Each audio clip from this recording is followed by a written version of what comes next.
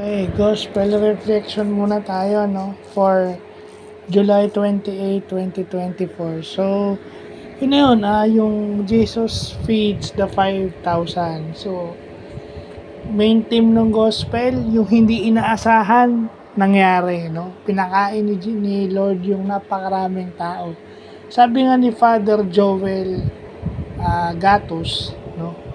Meron daw tatlong dahilan bakit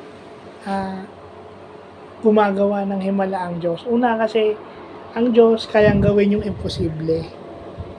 Siya lang ang pwedeng gumawa nun. Pangalawa, dahil ang tao ay nagnanais na makakita ng milagro. Kasi, dahil ang Diyos lang makakagawa ng milagro, naghahangad tayo ng milagro. Minsan nga lumalabis, kailangan may milagro para maniwala tayong may Diyos. At syempre, yung pinakahuli, yung palakasin yung ating pananampalataya. Well, ako, masasabi ko sa sarili ko, sino bang nag-aakalang makakalakad ako? Marami nagsasabi, dapat baldado ako. Pero bakit ako naglalakad ngayon?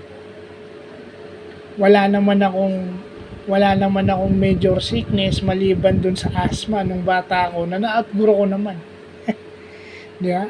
So I considered my life as a miracle. I experienced God mula nung bata ako.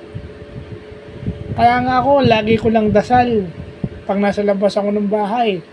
Umuwi ako ng bahay, buo. So pag bumalik ako ng bahay, buo rin sana ako. Yun lang ang panalangin ko. Ganun lang siya kasimple. No? At saka dapat natin maintindihan may Diyos. Yun lang yun. Kaso kasi minsan, wala tayo sa timing, masyado tayo nagmamadali. Remember, mas matalino sa atin ng Diyos, mas alam niya yung timing kung kailan niya tayo pagpapalain. At minsan, kahit hindi niya hinihingi, yung kagaya nun, hindi naman lahat ng tao dun sa gospel is nagugutom.